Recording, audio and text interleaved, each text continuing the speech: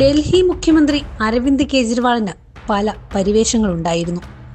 അഴിമതിക്കെതിരെ തളരാതെ പോരാടുന്ന ഒരാൾ, സാധാരണക്കാരിൽ ഒരുവനായി മുഷിഞ്ഞ മഫ്ലറും കഴുത്തിലിട്ട് നടന്നുവരുന്ന കുറിയ മനുഷ്യൻ, നല്ല ഒന്നാന്തരം സർക്കാർ ഉദ്യോഗം രാജിവെച്ച് ജനസേവനത്തിനിറങ്ങി പുതിയ പാർട്ടി രൂപീകരിച്ച് രാഷ്ട്രീയത്തിന് പുതിയ മാനങ്ങൾ നൽകിയ വ്യക്തി, ഒടുവിൽ എതിരാളികളാൽ വേട്ടയാടപ്പെട്ട് ജയിലിൽ കിടക്കേണ്ടി വന്ന പാവം എന്ന രക്തസാക്ഷി പരിവേഷം.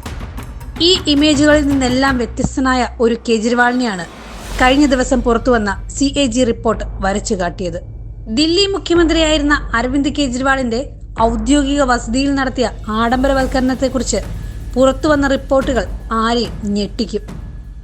33.66 കോടി രൂപയുടെ നിർമ്മാണ പ്രവർത്തനങ്ങളാണ് കെജ്രിവാളിന്റെ കാലത്ത് ദില്ലി സിവിൽ ലൈനിലെ മുഖ്യമന്ത്രിയുടെ ഔദ്യോഗിക വസതിയിൽ നടത്തിയിരിക്കുന്നത്. അതിന്റെ കണക്കുകൾ ഇങ്ങനെയാണ്. മുഖ്യമന്ത്രിയായി എത്തിയതിന് പിന്നാലെ 7.91 കോടി രൂപ വീട് മോടിക്കൂട്ടാനായി ചെലവിട്ടു. 2020 8.62 കോടി രൂപ ചെലവാക്കി.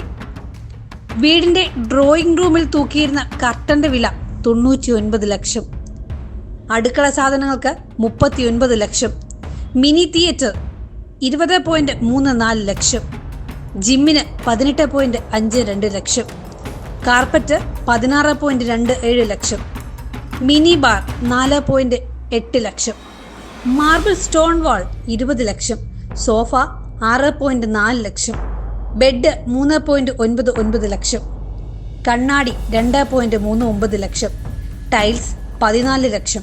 അങ്ങനെ പോകുന്നു ചെലവുകൾ എന്ന് CAG റിപ്പോർട്ടിൽ പറയുന്നു.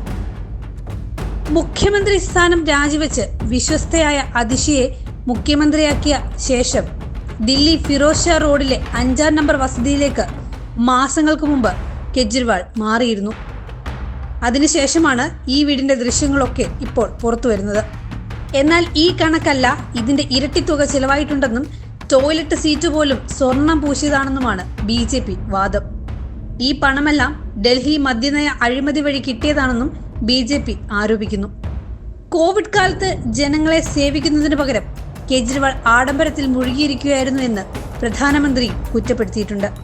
ഡൽഹി നിയമസഭാ തിരഞ്ഞെടുപ്പ് പടിവാതിക്കൽ എത്തി നിൽക്കുകയാണ്. ആം ആദ്മി എന്ന പാർട്ടിയുടെ നിലനിൽപ്പ് തന്നെ ആ തിരഞ്ഞെടുപ്പിന്റെ ജയപരാജയത്തെ ആശ്രയിച്ചായിരിക്കും. അപ്പോഴാണ് കെജ്രിവാളിന്റെ ആഡംബര ഭ്രമത്തെക്കുറിച്ചുള്ള വാർത്തകൾ പുറത്തുവരുന്നത്.